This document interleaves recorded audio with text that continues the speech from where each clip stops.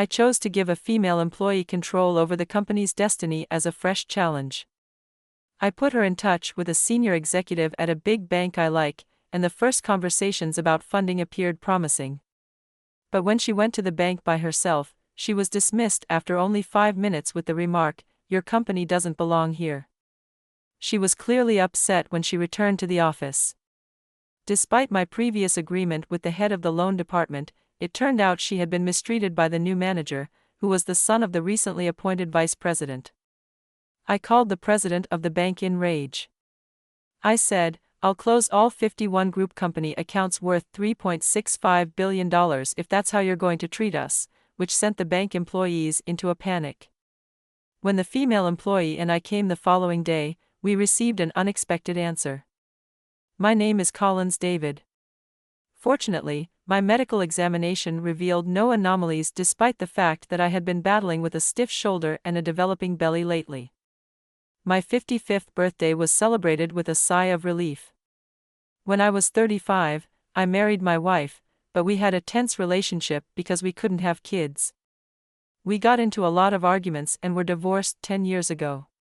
Divorce, as many divorced people remark, is much harder than marriage. There was no custody dispute to deal with because there were no children. Our divorce proceedings went well because my ex-wife, who was not materialistic, did not want an unreasonable asset division.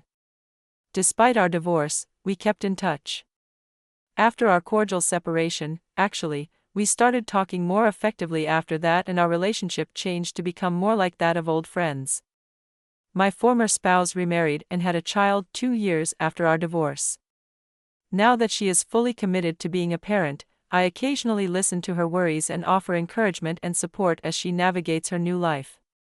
In retrospect, I'm glad our divorce resulted in her current happiness by allowing her, who was 8 years younger than me, to remarry while she was still able to have children. In my case, I haven't found a partner since the divorce. In this respect, it feels both long and short, and I feel like I've long since passed the halfway point of my life. I had no one to defend after the death of my mother, my only family.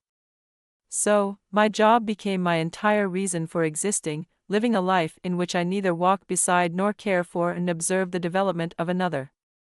I occasionally feel empty and alone. Maybe this is why I often start new businesses or encourage others to start internal companies in an attempt to acquire a sense of fulfillment similar to that of parenthood by supporting and assisting people. I put a lot of work into helping single moms and single-parent households because of my personal experiences. My mother reared me alone after my father died while I was in 3rd grade.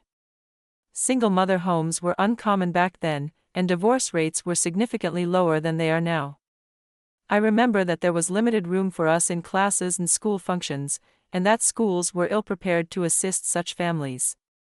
It was a time when fathers were rarely involved in child rearing, so during school open house events, rows of mothers would be present with the occasional father standing out alone. Children from single-father households often felt out of place and very self-conscious in such situations. My mother, being a school teacher, often couldn't attend school functions, which left me feeling uneasy. One memory that stands out was creating gifts for Father's Day. I always drew an image of my father from memory, and in my drawings, he never aged. Today, I hear from my subordinates with children that preschools and kindergartens no longer focus on specific days like Father's Day or Mother's Day. Instead, teachers encourage kids to draw pictures of someone they love using neutral terms like your family member rather than mom or dad. This approach takes into consideration not just single-parent families, but also children who may not live with their parents, instead being raised by grandparents, relatives, or foster parents. It ensures the classroom environment is inclusive and considerate of all family situations. When I was a child, my mother would lead me in the care of unrelated neighbors while she worked. This wasn't unusual, it was simply part of everyday life where people supported and relied on each other. There was a sense that children were raised by the entire community. People were generally tolerant and laid back about kids playing in parks or vacant lots. However, this came with a rougher side. A well-known strict neighbor might scold you, or a teacher might suddenly deliver a knuckle rap without warning. Among the children, there were no filters either. I recall being teased as the kid without a dad and encountering various unconscious forms of labeling that were casually accepted at the time. It was an era of both the good old days and the bad old ways, a time with its share of charm but also its share of outdated and hurtful practices. I think I was deeply hurt by being categorized as a child from a single-mother household. Saying that everyone is equal is far easier than achieving it, but I believe we must continue to promote inclusivity and break down emotional barriers. That said, I was raised in an environment far less sensitive than today's world, and I carried many ingrained stereotypes shaped by outdated practices from that era. Adapting my values to align with the modern age of diversity hasn't been easy, but by carefully listening to the perspectives of younger employees, I've gradually been able to accept and embrace new ideas. This led me to make a pivotal decision, to shift from a management style where I led from the top to one that empowers others to take the lead.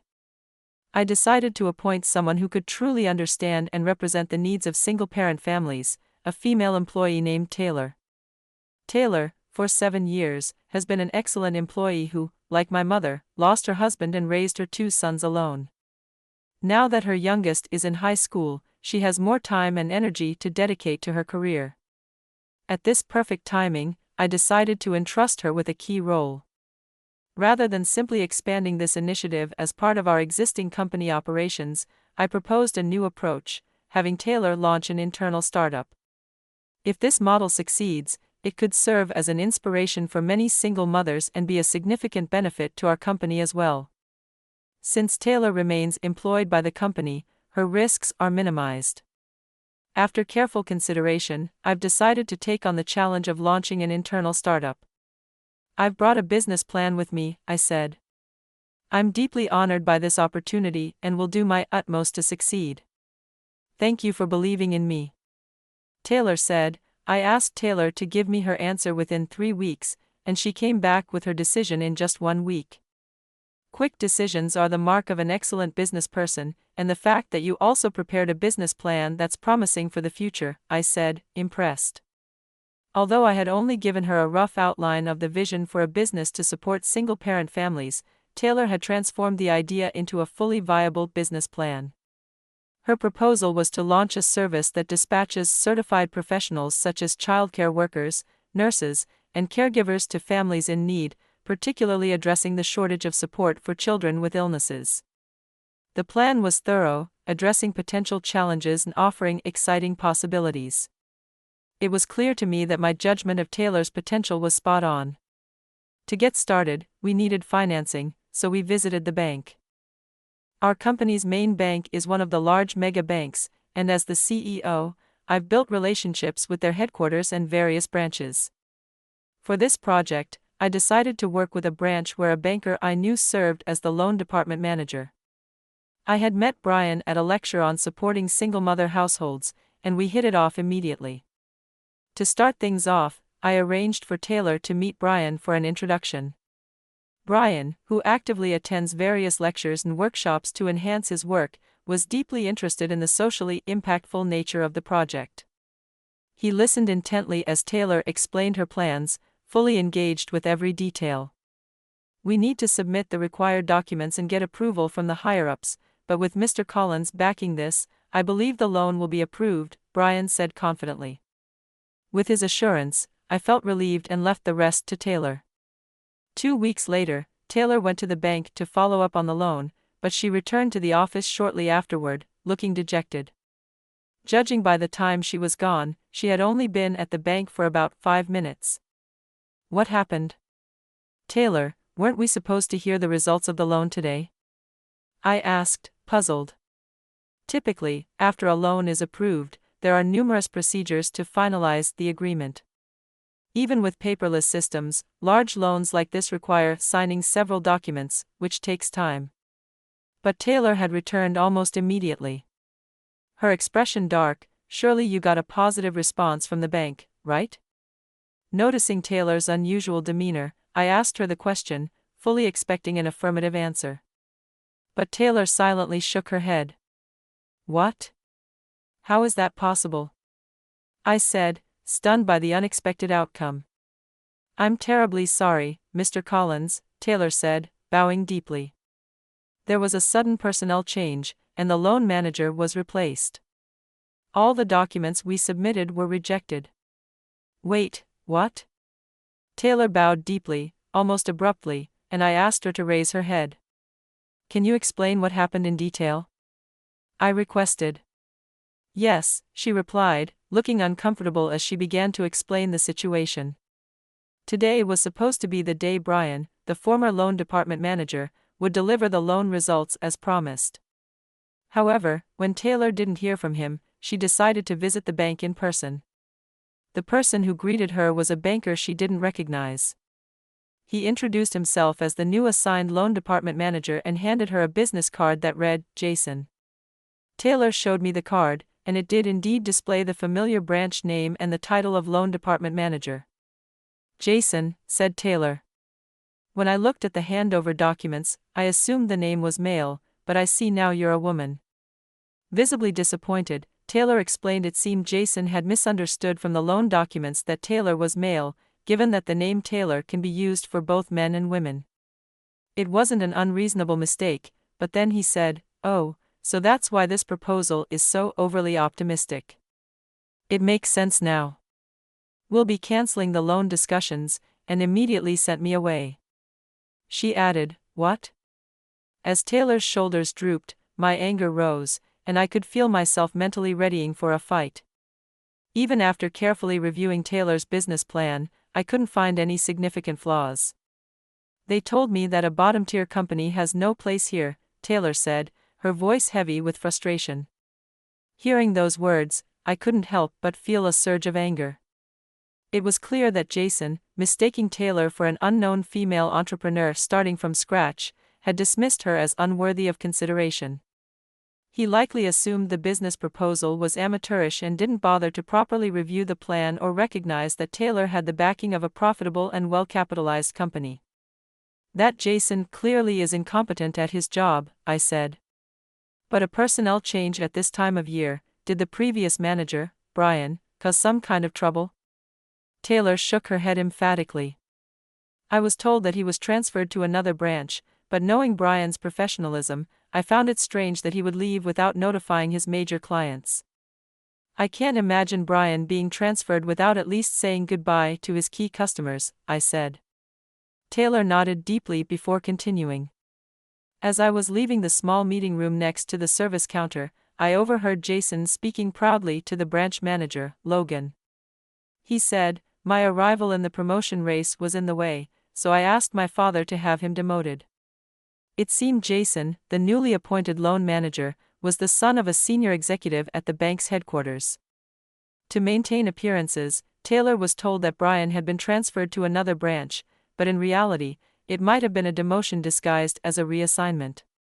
I also overheard Jason saying, as long as you do what I say, I'll make sure you're not treated poorly, Logan, implying that he'd report any disobedience to his father. I couldn't hear much more because the female teller near me seemed suspicious of my eavesdropping, so I left the bank, Taylor explained. And so, within just 5 minutes, Taylor had returned to the office disheartened. It was evident that Jason was taking a high-handed attitude, not only with Taylor but also with Logan. I began to worry about Brian's current situation. With that, I decided to make a call. Hello, it's been a while. I'd like to discuss something with you, I said. That one phone call would mark the start of my counterattack. The next day, Taylor returned to the bank only to be greeted by Jason, who was smirking smugly. I stood at a distance, observing the situation unfold while keeping myself inconspicuous. Oh, Taylor, isn't it? I thought I made it clear yesterday that we won't be proceeding with the loan. What brings you here now? He taunted, his tone dripping with mockery. You remembered my name well, Taylor shot back.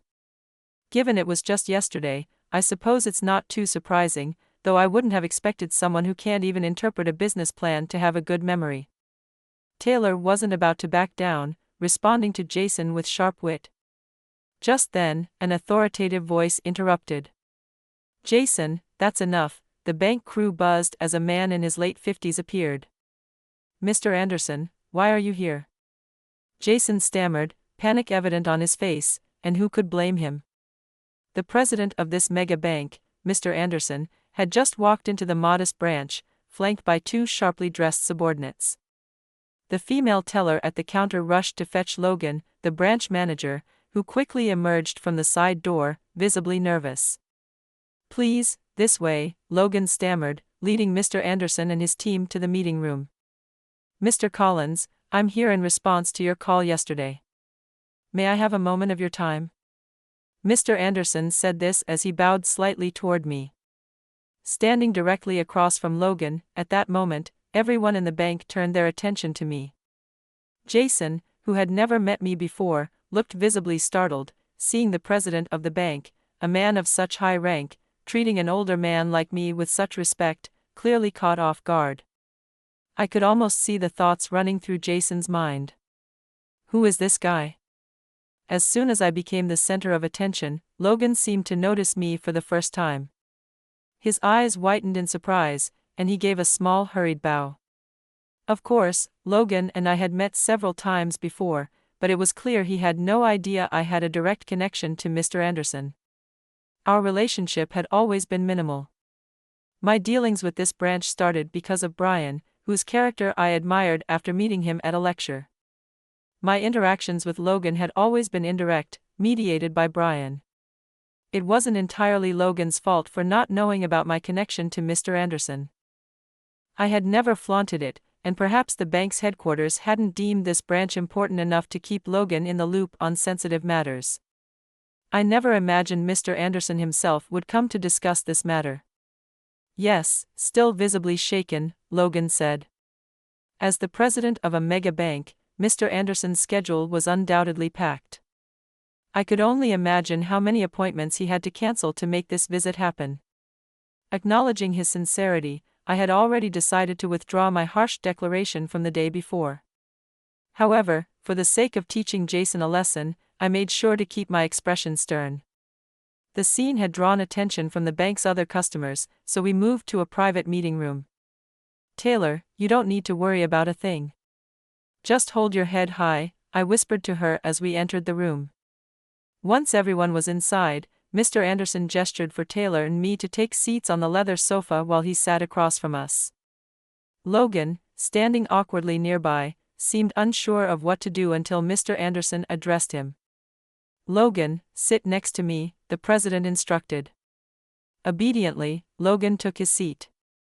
Jason, however, seemed to assume he should also sit next to Logan, but as he tried to settle in, Mr. Anderson shot him a sharp glare. "Jason, you stand," Mr. Anderson commanded firmly. "Yes, sir," Jason stammered, startled. He moved to stand by the wall near Mr. Anderson's subordinates, looking small and out of place. "I must apologize sincerely. One of our employees has acted inappropriately," Mr. Anderson said, standing and bowing deeply. "Please raise your head." "It pains me to see you bowing like this," I said sincerely, watching Mr. Anderson, someone older than me and a person I've long respected, bowing so deeply in apology. It was an uncomfortable sight, I must admit. In my anger yesterday, I rashly declared to close all 51 group company accounts totaling $3.65 billion over the phone, I confessed, feeling a twinge of regret. $3.65 billion? Jason blurted, his face a mixture of shock and disbelief. "Jason, be quiet," Mr. Anderson said, his tone stern. "Mr. Collins does not only hold accounts at this branch. His group of companies treats our bank as their main financial institution," Mr. Anderson added. Jason's mouth remained agape, unable to process the information. I always make it a point to introduce myself and exchange business cards when meeting someone for the first time. However, with Jason, whom I met today for the first time, I couldn't bring myself to offer a proper greeting. As a result, Jason was understandably bewildered by the situation, unable to figure out who I was. While the conversation between Mr. Anderson and me continued seamlessly, I realized that Mr. Anderson had gone out of his way to offer a sincere apology and arranged this meeting to discuss things directly. "I had acted immaturely yesterday," I said, feeling a twinge of guilt as I scratched my head awkwardly. After hearing about the situation, I felt it was imperative to meet with you directly to apologize. I'm sorry for the short notice, but I greatly appreciate you making time for this meeting." The sincerity of Mr. Anderson's apology was evident, and I began to feel a pang of guilt for my outburst the day before. Jason apologized to Mr. Collins and Taylor. "Mr. Anderson," he said firmly, turning to address him directly, "with all due respect, sir, I understand that Mr. Collins is an important client for our bank. However, I still believe my decision not to approve the loan for Taylor was the correct one." Even in this situation, Jason refused to admit his faults. "Jason, you did review the business plan I submitted before making your decision, didn't you?" Taylor asked directly. Jason, unable to offer a rebuttal, hung his head. From my perspective, it was clear he hadn't properly evaluated the business plan either. "Surely, didn't you dismiss the plan just because Taylor is a woman, without thoroughly examining its content or the business's potential?" I pressed further, cornering him. "Well, Jason stammered, clearly at a loss for words. "Yesterday, Jason blatantly said your outlook is overly optimistic because you're a woman. But I strongly disagree. I'm confident that the business model is viable and will turn a profit once it's on track," I said. Her decisive statement was inspiring. It's an undeniable fact that Taylor is new to management, while it's natural for a bank to feel some uncertainty about funding a new entrepreneur. But for a major bank with significant revenue and assets, the loan amount in question should not be cause for hesitation. This innovative project leverages the strengths of an internal startup, fostering collaboration with group companies. The repayment simulation for the loan is both practical and feasible. For example, the service includes dispatching child care workers for regular or sick child care, and clients can participate as testers for baby food or baby products handled by our group companies. This feedback loop reduces service fees, benefiting both the clients and the company. This approach reflects Taylor's unique insight into the challenges faced by single mothers, and I found her ideas genuinely impressive. When I reviewed the business plan, I realized that Taylor had the qualities of a capable entrepreneur. The project not only contributes to society but is also designed to be a viable business. I decided to fully support it and provide ongoing backing as needed. Initially, I planned to fund the startup entirely through my company as a management initiative. However, Taylor pointed out that this approach would make the venture no different from establishing a new department within the company. She proposed starting with employee-driven funding, ensuring the new business would truly reflect the principles of an internal startup. That's why we sought a loan from this bank, but with the unexpected arrival of Jason as an adversary, our original goal of minimizing management's involvement crumbled completely. Ideally, I would have preferred not to step in at all. I wanted Taylor to feel the sense of accomplishment that comes with saying, "I negotiated this on my own." But it was disappointing that things didn't turn out that way. "But honestly, every time I've worked with a woman, it's never gone well," Jason said, making an outrageous remark without a shred of remorse. His deep-seated prejudice was evident. Perhaps he had unresolved grievances from past interactions with women, but personal bias should never influence business decisions. "If negotiations fail because of my own shortcomings, I can accept that," Taylor said resolutely. "But dismissing a proposal outright simply because I'm a woman is unacceptable."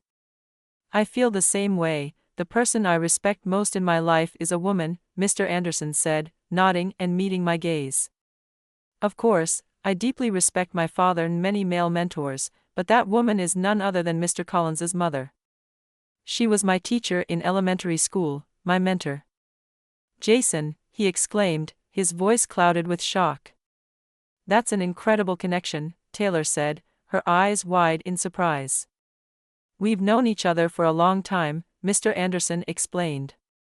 I then began explaining my relationship with Mr. Anderson. "In fact, I've known him long before he became the president of the bank. As Mr. Anderson had mentioned, he was one of my mother's students during her time as an elementary school teacher. He had grown up in a wealthy household, but it was a turbulent one with strained marital relations between his parents. As a result, his childhood was often lonely and emotionally unstable. Mr. Anderson once told me that my mother had been the one to save him during those difficult years. While I don't know the details of what transpired between them, it was clear their bond went far beyond the typical teacher-student relationship. From my perspective, their connection was profound. Mr. Anderson respected my mother as his lifelong mentor and maintained contact with her even after graduation. Although they didn't meet frequently, they exchanged letters and postcards, and he visited her during significant milestones such as his middle school graduation and coming-of-age ceremony. To me, Mr. Anderson was like an older brother figure, someone I admired but wasn't particularly close to. My mother, however, was proud of her former student, who had become a successful banker. When I decided to leave my corporate job and start my own company, Mr. Anderson was the first person who came to mind for advice. My first business venture was blessed with favorable circumstances, including timing, luck, and talented partners, which allowed it to achieve stability faster than I had anticipated. Mr. Anderson's guidance played a significant role in that success. Over time, I came to manage multiple group companies, and Mr. Anderson was always there to lend his support. Our relationship wasn't just built on friendship, but also on mutual respect as business professionals. My mother watched over the two of us with a warm smile as if she were the proud mother of two sons. She passed away shortly after witnessing Mr. Anderson's promotion to bank president. Just as my mother was a lifelong mentor to Mr. Anderson, I'm certain he held a special place in her heart as one of her most cherished students, regardless of gender or financial status. A remarkable individual will always stand out, just as someone who was unworthy of respect will remain so, no matter their wealth or position, Mr. Anderson said, casting a pointed glance at Jason before turning back to Taylor and me. The responsibility also lies with me for allowing such behavior from an employee, he continued. I will ensure that this arrogant and incompetent loan manager, who relies solely on being the son of an executive, is demoted. Demoted? No way! Jason shrieked, interrupting Mr. Anderson mid-sentence. It seems that Brian, the previous loan manager, was unfairly demoted at Jason's behest because he was seen as an obstacle. Please look into this matter as well, I requested firmly. If someone as diligent and sincere as Brian had been treated unjustly, it was something I couldn't tolerate.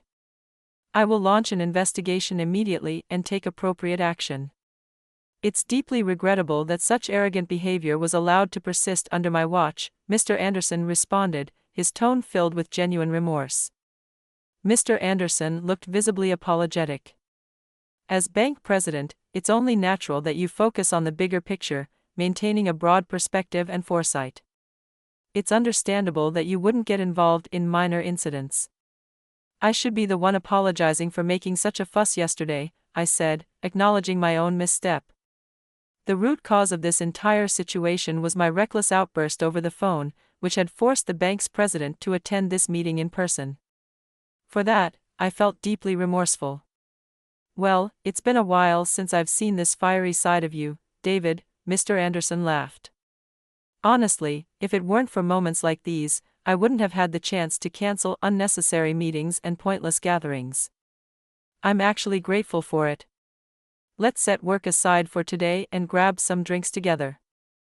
At that moment, he was less the president of a mega bank and more the kind-hearted older brother figure. I remembered what a wonderful relationship Taylor had with him.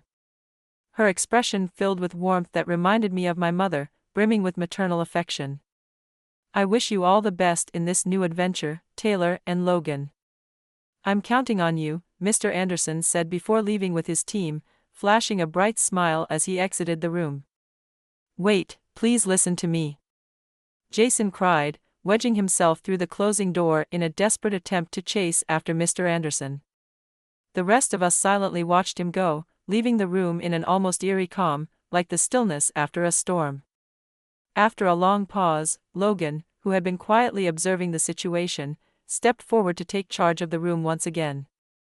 I believe the loan manager position will be vacant for a while, so I'll handle this matter myself, Logan said, taking on the responsibility of directly managing Taylor's loan discussions. A few weeks later, Brian, who had been unfairly demoted by Jason, was reinstated at the branch. When Brian expressed his gratitude to me, I told him, "There's no need to thank me. This was simply the recognition of your capabilities, not something I made happen." I said I knew Brian would continue to make fair and thoughtful decisions as loan manager, balancing the bank's profitability with a genuine concern for the people seeking loans. 2 months later, Taylor officially launched her company as its CEO, successfully securing the necessary funding.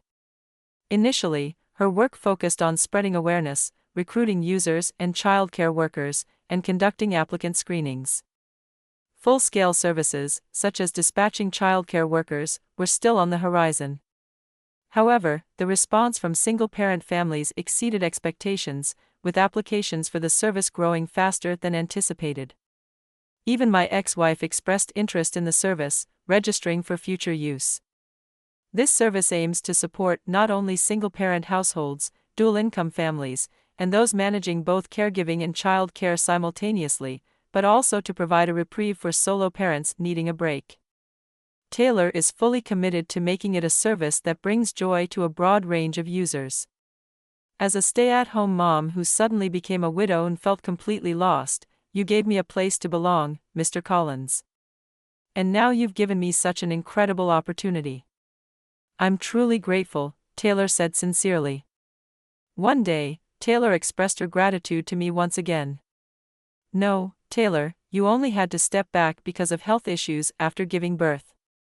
Before that, you were thriving at a major corporation. Having someone as talented as you join us was a stroke of luck for our company," I replied honestly.